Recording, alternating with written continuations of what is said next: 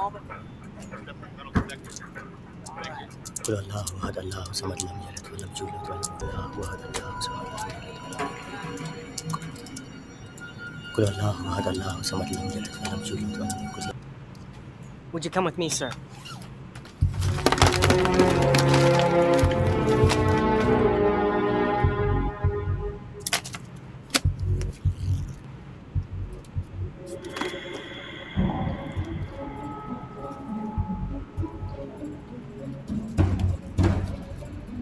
Hands behind your head. Behind your head, turn around. Open your mouth. Open your mouth.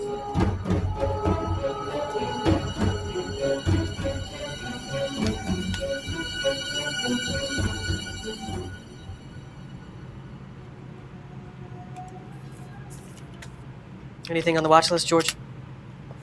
No flags. He's clean.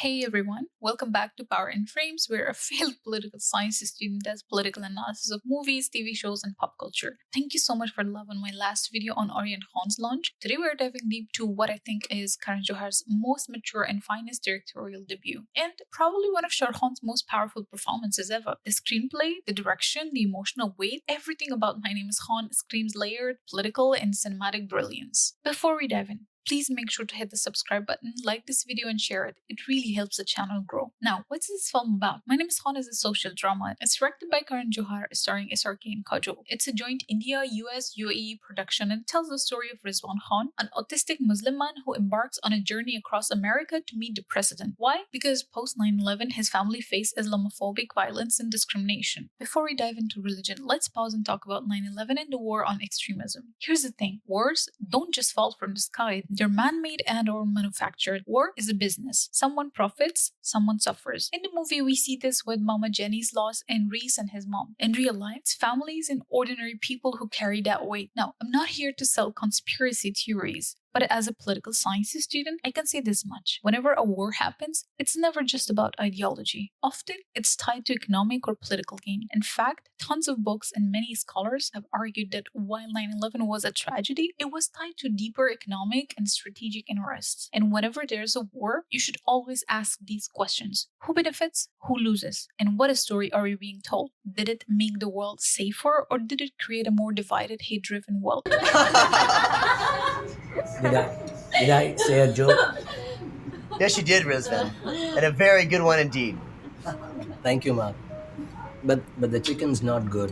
It's a new recipe. Don't make it ever again. Mark war cover करने अफगानिस्तान जा रहा था मंदिर। अम्मी ठीक कहती थीं, रिश्ते सिर्फ खून से नहीं होते, मोहब्बत से भी बनते हैं।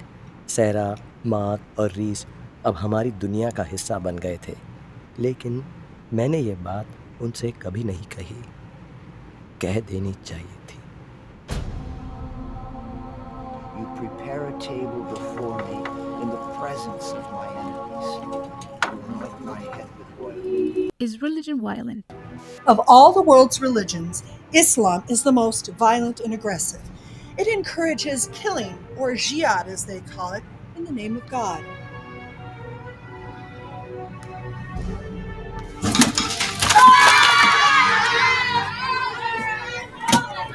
Put this into contrast with the Quran's verse. If you kill one innocent, it's as if you've killed all humanity. And that's the verse that Rizwan embodies in the film, a reminder that faith at its isn't about hate, it's about humanity. The teacher's statement about Islam being violent is a very heavy statement. But is it true? I dug a little bit deeper and surprise, it wasn't. The reality is more complicated. Now let's tackle the big question. Is religion violent? Wars and conflicts throughout history have usually been about power, territory, and resources. Religion was often used as the justification, not the real cause. Think about it. Christianity had the Crusades, European wars of religion, and colonial violence. Islam had early conquests, empires, and in modern times, extremists misusing the faith. Hinduism had both communal violence and the philosophy of ahimsa, or non-violence. Buddhism, often seen as peaceful, still saw violence in Myanmar and Sri Lanka. Judaism has histories of ancient wars and modern conflicts tied to nationalism. Most historians agree. Religion itself isn't violent or peaceful. It becomes violent when it's infused with politics, power, or nationalism. And every holy book can be twisted either way, depending on who's reading it. The reason is that many texts, including holy books and religious scriptures, were written in a different context in different times for specific purposes, and using those words and sentences without understanding that context can be very dangerous. Manufactured villains. Another theme in the movie is how villains get manufactured. Think about Rizwan getting pulled over for just reciting a prayer, or how society started to look at every Muslim as a potential extremist. This is securitization, when a community is treated as a threat regardless of individual actions. After 9/11, Muslims in America weren't just neighbors or co-workers anymore. They were securitized. Their faith, their identity was socially constructed as dangerous. This tied to Islamophobia, but also a larger concept of how states create threats to justify security policies. Rizwan's story is personal, but it's also political, showing us how entire identities can be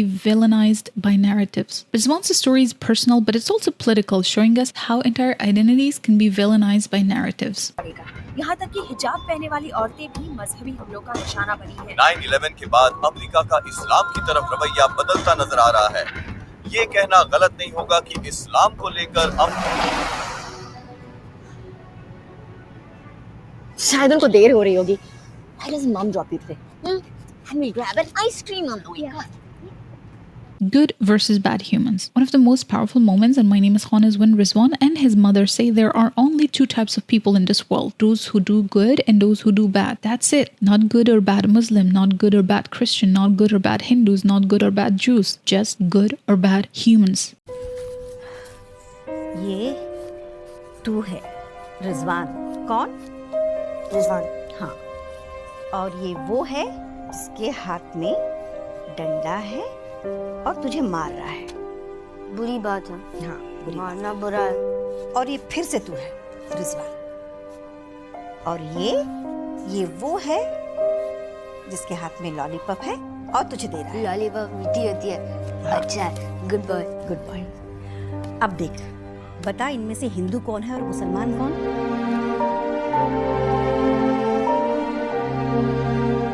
दोनों एक जैसे ही दिख रहे हैं। शाबाश।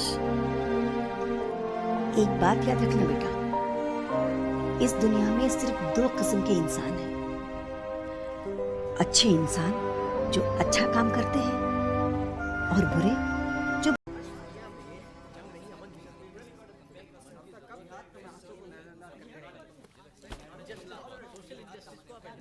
Listen, brothers. Listen. हम लोग बात से हट रहे हैं। मैं पहले भी कह चुका हूं, मुझे ना तो क्रिश्चियन से कोई प्रॉब्लम है, ना ही जूस से। मुझे तो अपने हिंदू भाइयों से भी कोई गिला नहीं है। कितने हिंदू पेशेंट्स हैं जिन्हें मेरे सेंट बेनेडिक्ट्स हॉस्पिटल में ट्रीटमेंट मिलती है। मुझे गुस्सा तब आता है जब यही नेकी हम मुसलमानों को नसीब नहीं होती।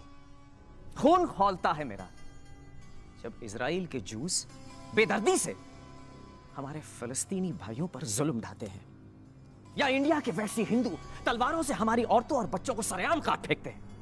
तब खून खौलता है। क्या आप लोगों का खून नहीं खौलता? जवाब दीजिए। क्या आप सबका खून नहीं खौलता? खोलता है हमारा भी, खोलता है खून। तो कुछ करो, कुछ करो। मैं डॉक्टर फैजल रहमान कसम खाता हूं कि मैं तैयार हूं। क्या आप लोग तैयार हैं? तैयार हैं? आप लोग तैयार हैं? हम तैयार हैं, तैयार हैं हम। सुभान अल्लाह, सुभान अल्लाह। अल्लाह पाक ने तो हजरत इब्राहिम से भी अपने औलाद की कुर्बानी मांगी थी, बगैर कोई सवाल किए। ब्रदर्स, हजरत इब्राहिम अपने बेटे को कुर्बान करने के लिए तैयार हो गए।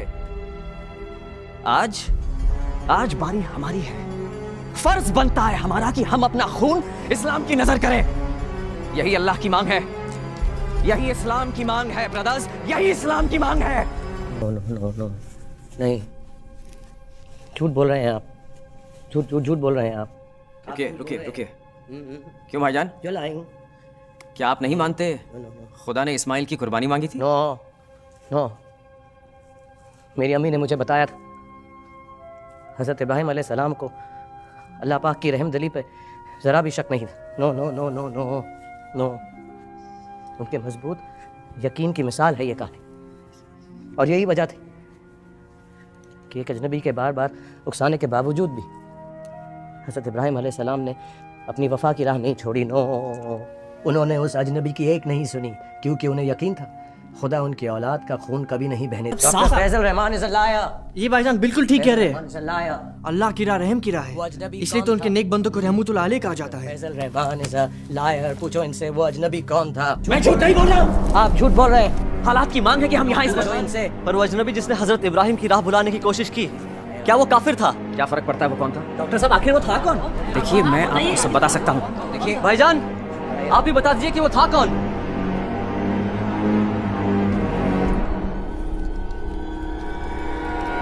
वो शैतान था। शैतान।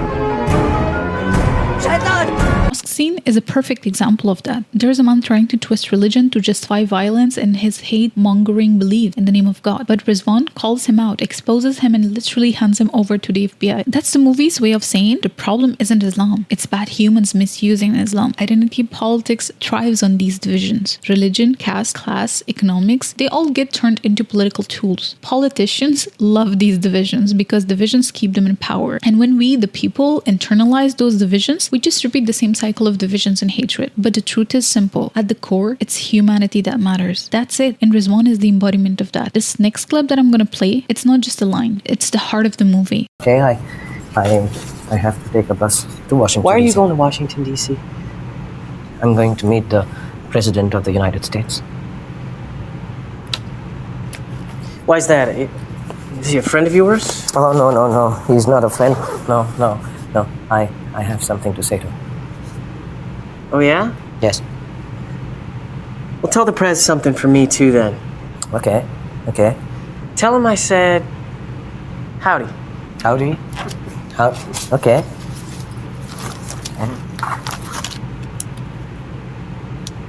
J. Marshall. John. John Marshall says, howdy. Okay, howdy. Yes, okay. John Marshall says, but I have my own message to give to him first. Oh, yeah? What is that? You know where Osama is? Oh, no. This is not my message, Kajol. No. What is your message, Mr. Khan? I have to say to him, my name is Khan, and I'm not a terrorist. That's all for today. If you enjoyed this breakdown, make sure you subscribe, like, and share this video. It really helps me out keep the channel going. And if you want to support my work further, please follow me on Patreon. I'll drop the link in the description. Thanks for watching Power in Frames. See you in the next one. Bye.